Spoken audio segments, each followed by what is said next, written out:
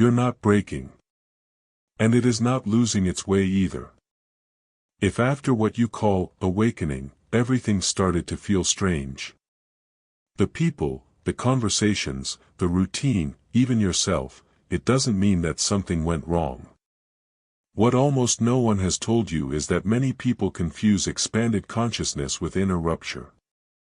They confuse lucidity with isolation. And silence with distance from the world. And because of this mistake, many people believe that waking up hurts because it has to hurt. But no. True awakening doesn't break you. It reveals where you haven't integrated yet. If this is happening to you, stay with me. This video can rearrange a lot of things inside. Do you know what the uncomfortable truth is? That no one talks about spiritual awakening? That most people aren't waking up at all, they're just running away in style. They quit their jobs, cut half the people out of their lives, moved to another city, became spiritual digital nomads posting photos at sunset. And they are still lost, only now with more likes. The illusion of social networks has transformed emotional escape into a saleable product, and we buy thinking it is evolution. But here's the paradox that will mess with your head. What if true courage is not to drop everything, but precisely to stay? What if the actual awakening happens right where you are right now, without having to destroy anything?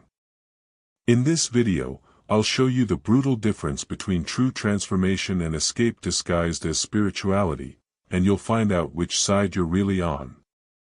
If you've ever thought about dropping everything to start over, you need to watch this until the end before making any decision.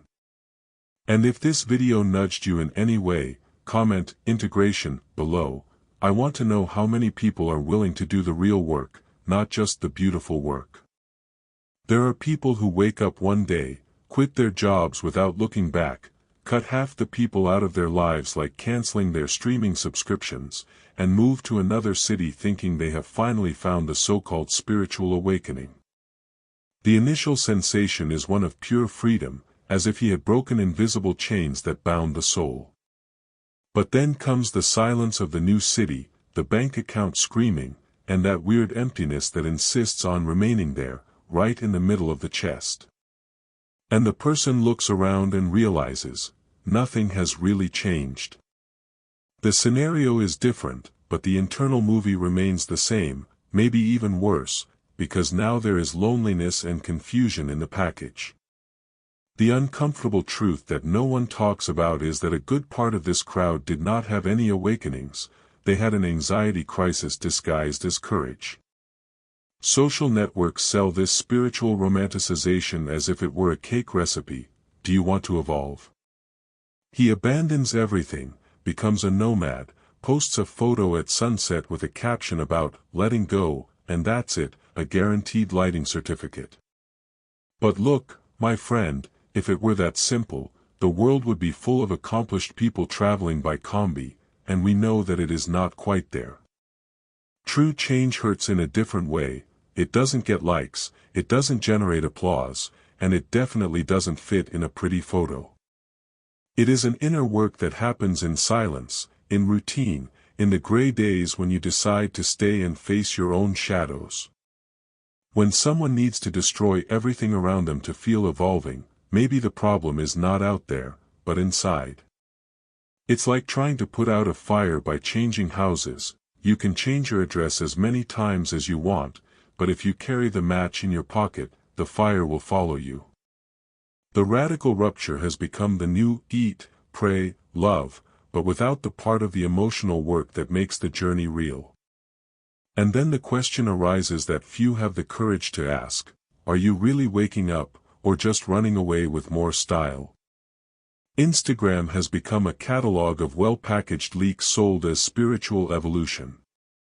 You open the feed and there it is, that profile of someone who quit his corporate job, cut off his toxic family, broke up the relationship of years, sold everything and now lives in a van posting mantras at sunrise. The caption always has something about free the soul, follow the call of the universe, and let go of what no longer serves. It looks beautiful, it looks brave, and everyone comments, "What an inspiration." But do you know what no one tells you?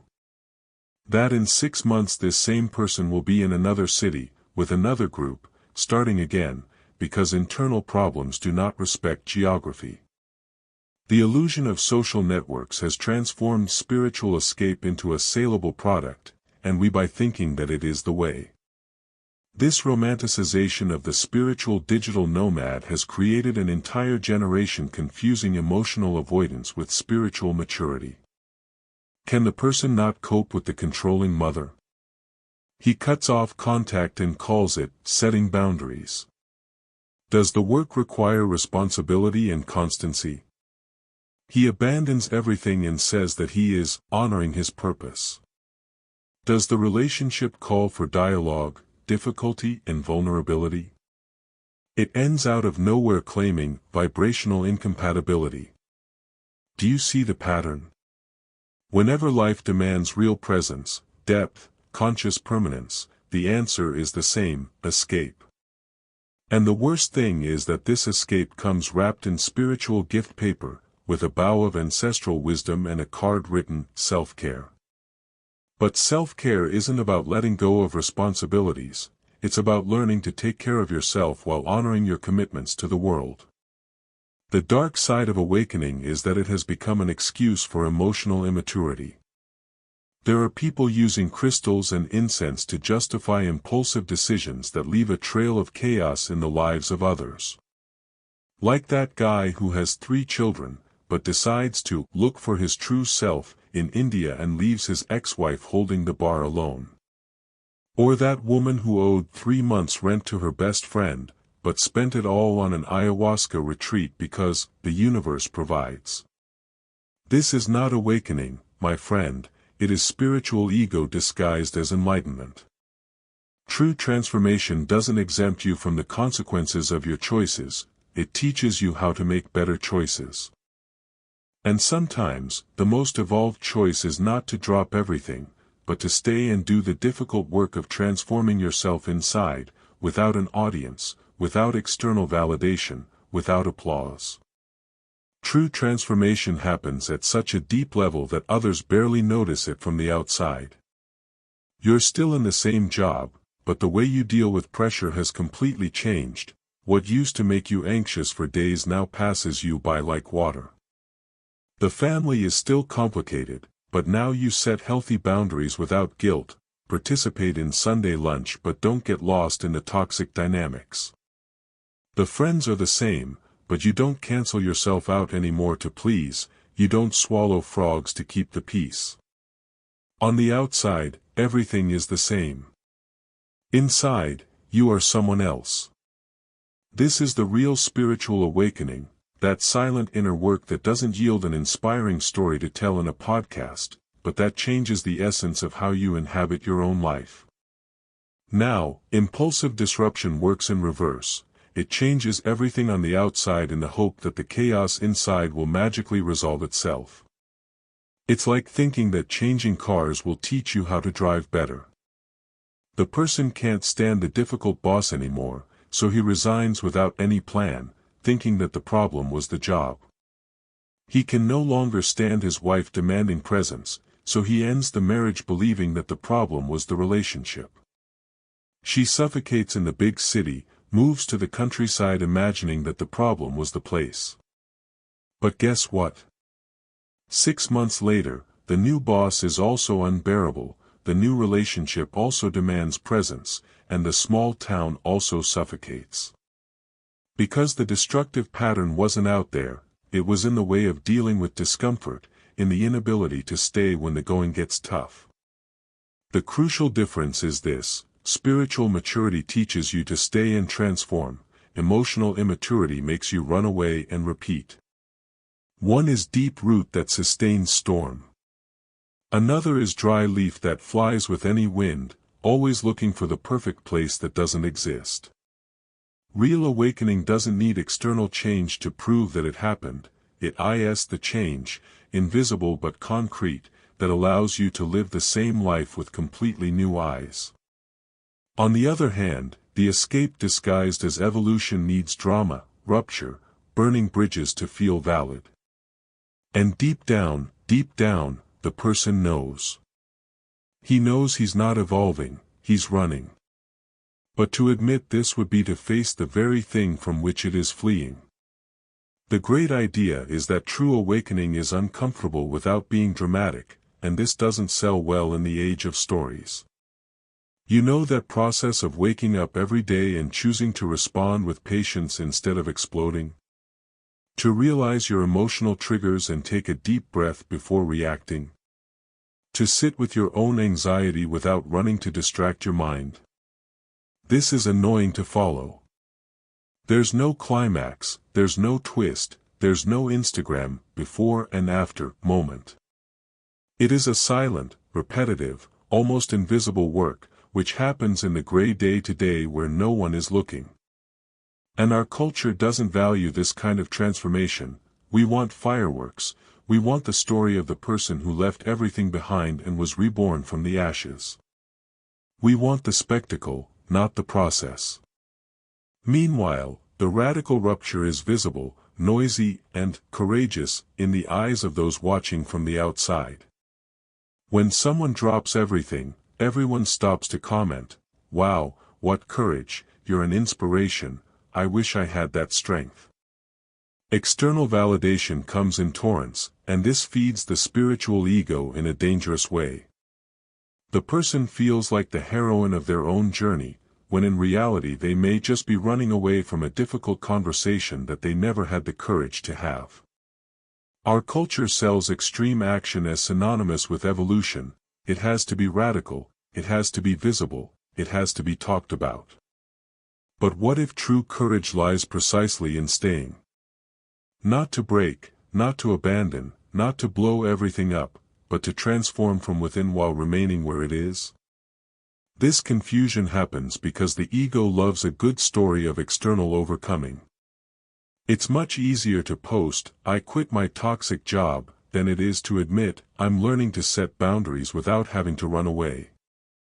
It's more glamorous to say, "I cut off people who no longer vibrated with me," than to confess, "I'm working on my difficulty dealing with conflicts."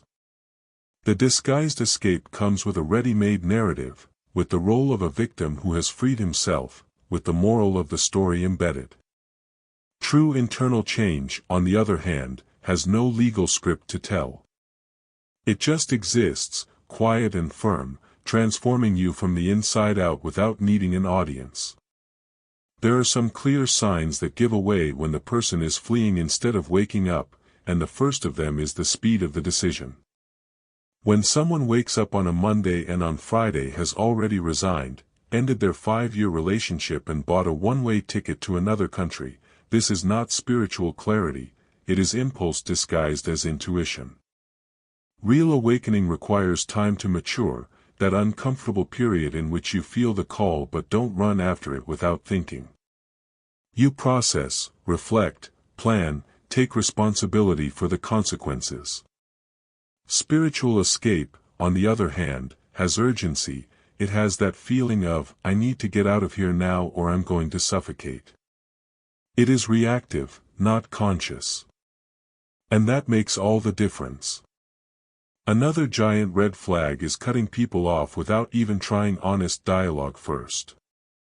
The person labels half the world toxic and simply erases everyone from life, without a real conversation, without exposing the discomfort, without giving the other a chance to understand what happened. It's easier to block and move on than to sit down, look each other in the eye and say, "This here hurts me, I need it to change." Because dialogue requires vulnerability, it requires you to expose yourself, it requires conscious permanence to build something new. Running away is quick and saves you from discomfort. There are people who abandon family, friends of decade, entire relationships without ever having really said what they felt.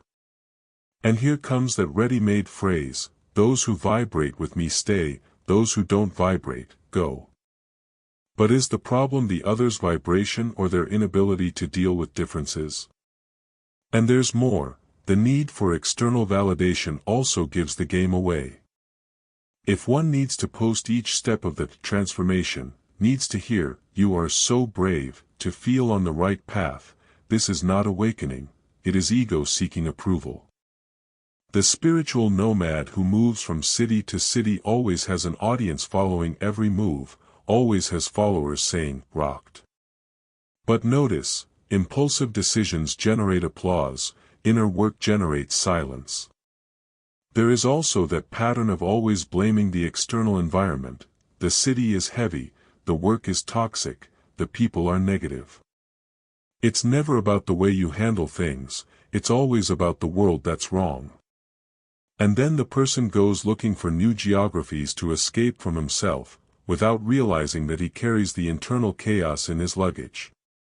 The vicious cycle of impulsive breakup works like clockwork.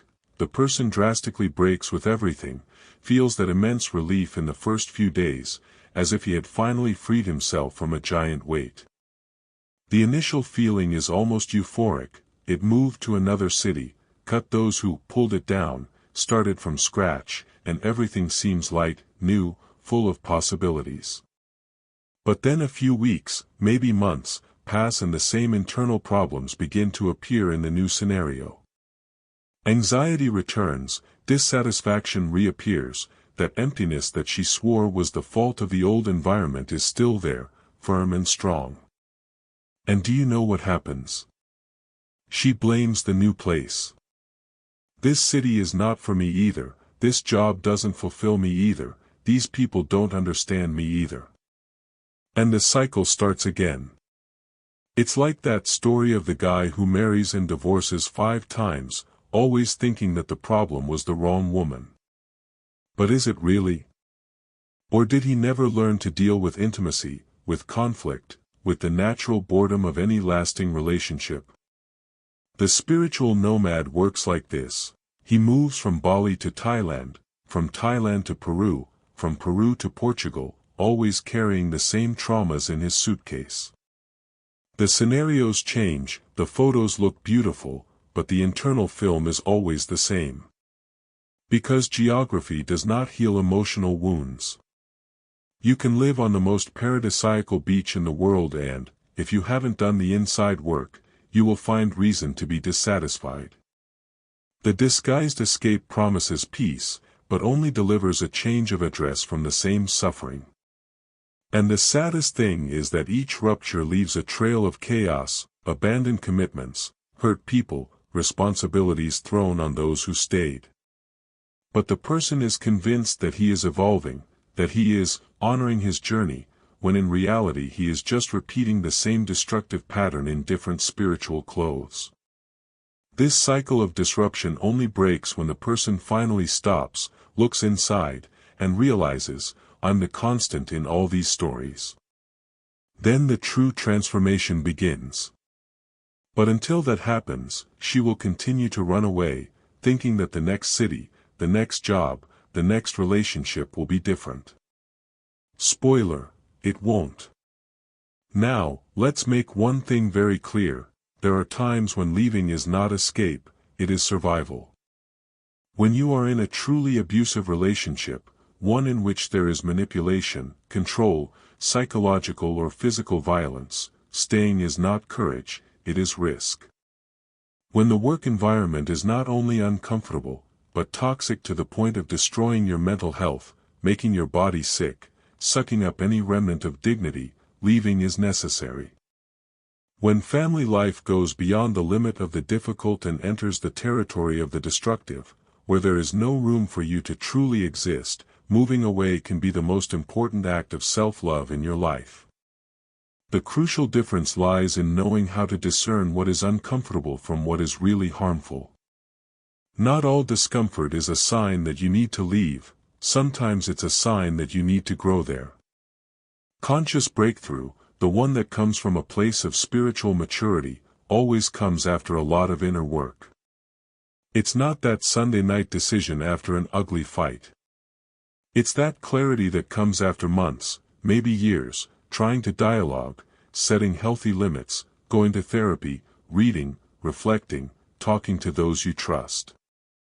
You have tried everything, you have genuinely tried, and you have realized that the situation cannot be transformed from within. Then yes, you plan the exit responsibly, organize the finances, talk to those who need to talk, assume the consequences of your choice. It is not reactive, it is a mature response. There's inner peace in that decision, not that urgent anxiety of, I need to leave now or I'll go crazy. It's sad, it's difficult, but it's conscious. The problem is that many people use the word abusive or toxic lightly to justify any inconvenience. The boss who demands results is not necessarily abusive, it can just be annoying. The partner who disagrees with you isn't toxic, it might just be different. The mother who doesn't understand her choices is not a villain, she may just be limited by her own story. Before you label everything as a toxic environment and run away, it's worth asking yourself, did I really try to transform this from within? Have I expressed my boundaries clearly? Did I give space to real dialogue? Because sometimes the person runs away from situations that, with a little more conscious permanence and emotional work, could turn into something valuable. Leaving may be necessary, but it may also be just the easiest path that you have convinced yourself to be the most evolved. The silent transformation is one that no one will applaud because no one will even notice it from afar. You keep waking up at the same time, taking the same bus, arriving at the same office, greeting the same people. On the outside, everything is the same, the routine continues, the external life remains. But on the inside, man, on the inside it's a completely different universe. That meeting that made you tense, now you go through with a calm presence. The annoying colleague who made you mad has become just a limited person doing the best he can. The traffic is still horrible, but you no longer carry that anger from the wheel into the house. It's subtle, it's internal, it's profound. You work differently being in the same place, and this is much more revolutionary than dropping everything and starting from scratch in another country. The same thing happens with the family. You keep going to Sunday lunch, you keep living with that aunt who makes acid comments, with that father who never learned to show affection. But now you set healthy boundaries without having to cut anyone off from life. You participate, but you don't get lost in the toxic dynamics. He listens to criticism, but does not let it define his value.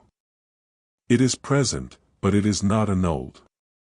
And look how interesting, nothing has changed externally, the aunt is still acidic, the father is still distant, but everything has changed internally, because you have learned to inhabit these spaces without getting lost in them. This is true integration, it's you being able to be in the world without letting the world dismantle you. You don't need to run away to protect yourself, because protection comes from within. Real spiritual awakening is boring to post on social media because it has no drama, no visible before and after, no heroic narrative of external overcoming. It's just you, day in and day out, making more conscious choices, responding instead of reacting, staying instead of running away. You are still in the same city, but you realize the beauty that you have never seen before. It remains in the same relationship, but the depth of the connection is different. It's still you, but a version that finally learned to dance with humanity itself without having to blow everything up when it gets tough. It's real, it's concrete, it's sustainable. And maybe it's exactly because it doesn't yield likes that most people don't even consider this path. There's a quiet heroism about staying in a difficult marriage while you work on yourself, and that has nothing to do with passively suffering waiting for miracles. It is that person who recognizes the problems in the relationship, but instead of ending impulsively, chooses to go to couples therapy, learns to communicate better, sets clear limits, works on their own wounds that they project onto the other. She doesn't cancel herself out, she doesn't swallow frogs every day praying for things to get better on her own. She stays and transforms herself, the way she relates, the dynamic that the two have created together. And look, this is a hell of a job. It's much easier to say, it didn't work out, and move on to the next one. But this courage to stay, to invest, to believe that transformation is possible without having to destroy everything, this is real strength. But no one will give you a medal for it. The same thing happens to that person who keeps the job they don't love while consciously preparing for transition. She doesn't stand there complaining every day, throwing negative energy into the environment, playing the victim. She acknowledges, this is not my ideal place, but for now it is what sustains my life. And then she uses this time intelligently. She takes an online course after work, saves money with discipline, builds a concrete plan for the next step. She honors the commitment she made while preparing for something bigger. It's not escape, it's strategy. It's not giving up, it's maturity. And when she finally leaves, she will leave responsibly, leaving things organized, without burning bridges, without creating chaos. This is spiritual responsibility applied in practice. And it has that incredible strength of living with a complicated family with healthy limits. The person does not cut everyone off from life, does not flee to another city to avoid discomfort. She goes to her mother's birthday, participates in Christmas dinner, keeps in touch. But now she knows how to say no without guilt, she knows how to leave when the energy gets too heavy, she knows how to protect herself emotionally without having to break ties. She learned that you can love from afar, you can be present without getting lost, you can maintain a relationship without submitting. This is not weakness, my friend. This is a silent evolution that requires much more courage than simply disappearing and blocking everyone on WhatsApp.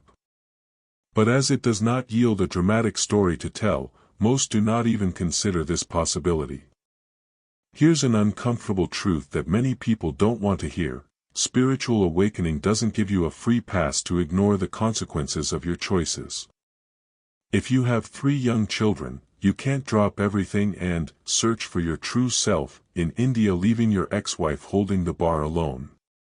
This is not illumination, it is abandonment with the aroma of incense. If you owe 3 months' rent to your best friend, you can't spend all the money on an ayahuasca retreat because the universe provides. The universe may even provide, but in the meantime your friend is broke paying his bills. Spiritual maturity means understanding that freedom and responsibility go hand in hand. You can pursue your evolution, but not at the expense of creating chaos in the lives of those who have trusted you. Honoring your commitments, especially to those who depend on you, is part of the journey. It's not weight, it's integrity. There are people using spirituality as an excuse for emotional immaturity in a way that is impressive. Like that person who took on a project at work, everyone was counting on them, and out of nowhere they just abandon everything because they are no longer aligned with this energy. Or that guy who partnered with his friend, built a business together, and suddenly he disappears because he needs to go with his flow. Where is the responsibility with those who bet on you? Where is the respect for the agreements you made yourself? The spiritual ego loves this "my journey comes first" narrative, but conveniently forgets that you live in society, that your choices affect other people, that true evolution includes being trustworthy, being whole, honoring your word. Spiritual responsibility is learning to make conscious choices knowing that you will have to deal with the consequences of them. If you want to change your life, great, but do it in a way that doesn't destroy the lives of those who stayed.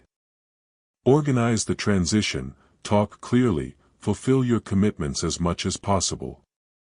Freedom with responsibility is very different from freedom at any cost. Because look, you can even achieve that inner peace by dropping everything and disappearing, but it will be false if it is built on top of the chaos you left behind. True peace comes from knowing that you honored your commitments, that you cared for those who depended on you, that you transitioned with integrity. This is evolution. The rest is just a well-made escape. The first question you need to ask yourself with brutal honesty is this situation abusive or just uncomfortable? Because there is a huge difference between the two things, and we tend to confuse them. Abusive is when there is constant manipulation, when you lose your identity, when your mental or physical health is at real risk. Uncomfortable is when things are tough, when you need to grow, when your standards are being challenged. If your boss demands results and it stresses you out, it's probably uncomfortable. If your boss publicly humiliates you and destroys your self-esteem, then it's abusive. If your partner disagrees with you and it creates conflict, it's uncomfortable. If your partner isolates you from your friends and controls your every step, it's abusive. Knowing how to make this distinction is fundamental, because discomfort calls for growth, but abuse asks for a way out. Another crucial question: did you try to change from within before you thought about leaving? Like, it really tried, not that, oh, I said it once and it didn't work so I'm leaving. Have you expressed your boundaries clearly? Did you seek professional help? Did you have time for the process? Have you invested in honest dialogue? Or are you already with your foot in the door without even having tried to build something different? There is also this question: are you running away from something or going towards something?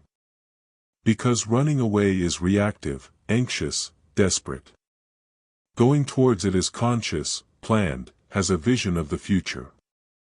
If you only know you want to leave but have no idea what you want to build, that's escape. If you have a concrete plan, know where you want to go, assume the consequences of the decision, then it is a conscious rupture. And there's a question that doesn't fail: when you think about leaving, what do you feel? Inner peace or urgent anxiety? Because the right decision, even if it is difficult, brings deep peace. It may be sad, it may hurt, but it is clear. Escape comes with that suffocating urgency of, I need to leave now, I can't take another day. It comes with anger, with despair, with impulse. And finally, can you assume the consequences of your decision? Because every choice has a price. If you leave, will you deal with financial instability? Do you miss it? Afraid? Are you willing to pay that price maturely, or will you blame the world later when things get tough? These questions, when answered honestly, often show the way. Real awakening is not about choosing between light and shadow, between staying and leaving, between being spiritual or being human. It's about learning to integrate all of this in a way that makes sense for your entire life, not just for a part of it. You don't need to be a monk to be evolved, you don't need to abandon responsibilities to be free, you don't need to cut everyone to have peace. Integration is just that, being able to be deep and functional, spiritual and responsible, free and committed. It is understanding that you can meditate in the morning and pay the bills at the end of the month, you can seek self-knowledge and maintain your bonds, you can evolve without having to blow up your life. True transformation happens when you stop living in extremes and learn to dance with the contradictions of human existence. There are people who think that to be spiritual you need to renounce the material world, quit your job, live in a minimalist way in a cabin. But look, you can be spiritually evolved and enjoy making money, you can seek inner peace and want to build a solid career, you can meditate every day and still have fun in a club on the weekend. Immature spirituality creates divisions: either you are spiritual or you are worldly, or you are evolved or you are ordinary. But spiritual maturity is integrated, you are everything at the same time, you accept your complete humanity without having to deny half of it to feel superior. You honor both light and shadow, both the sacred and the ordinary, both the silence and the noise of everyday life. And integrating also means learning to stay and transform at the same time. It's not about choosing one or the other, it's about doing both. You stay in the difficult marriage and work to transform it. Accept reality as it is and act to improve it. He recognizes his limitations and strives to grow. It is a constant movement, not a final decision. You don't need to destroy everything to prove that you are evolving, because real evolution is precisely in being able to transform without destroying, in being able to grow without having to burn the ground where you are planted. This is integration. This is real work that most people don't even know exists because they're too busy looking for spiritual shortcuts that promise instant enlightenment. So here's one final provocation you need to hear: if you need to destroy everything around you to feel spiritual, maybe the problem isn't the world outside, maybe it's the fear of doing the real inner work. Because look, it's much easier to blame the job, the city, the people, the relationships, than to admit that you're running away from yourself. It's more comfortable to believe that the solution lies in starting over from scratch elsewhere than facing your own shadows where you are now. The escape disguised as waking up spares you from the real discomfort, that of sitting with your pain, of looking at your wounds, of taking responsibility for your part in the mess. And then you jump from branch to branch, always thinking that the next one will be different, without realizing that you are the constant in all these stories. True awakening does not need dramaturgy, it does not need an audience, it does not need external validation. It happens in the silence of your own consciousness, in the gray days when you choose to stay instead of fleeing, in the moments when you respond with maturity instead of reacting with impulse. It is an invisible, difficult, often lonely job, which will not yield an inspiring post or applause from anyone. But it's real. It's sustainable.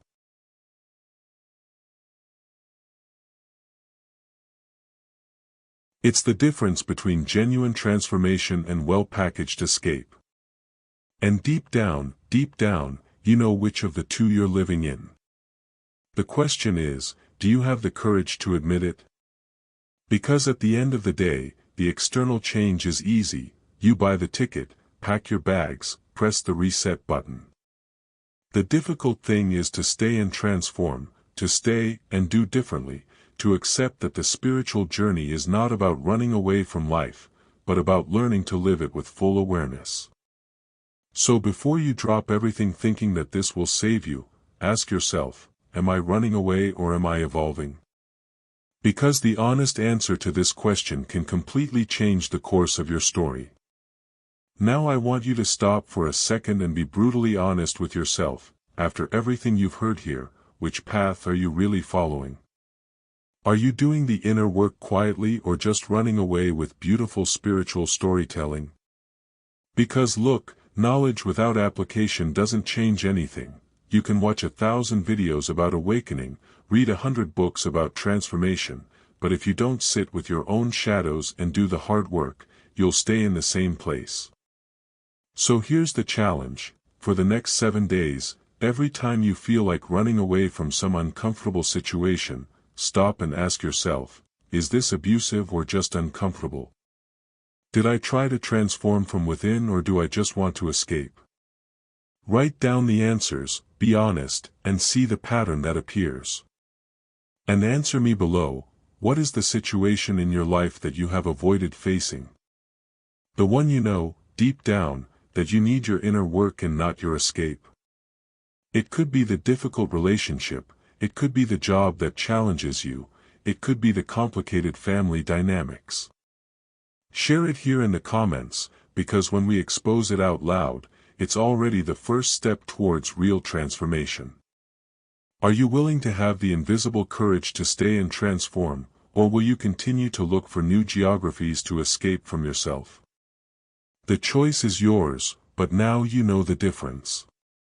And if this content made you rethink some important decision or showed you an angle that you had never considered, subscribe to the channel and activate the notification bell. Because here we don't sell spiritual illusion, we deliver raw truth about real transformation. There's a lot more content like that coming out there, the kind that really makes you grow, not just makes you feel good. So stay with me on this journey. I'll see you in the next video.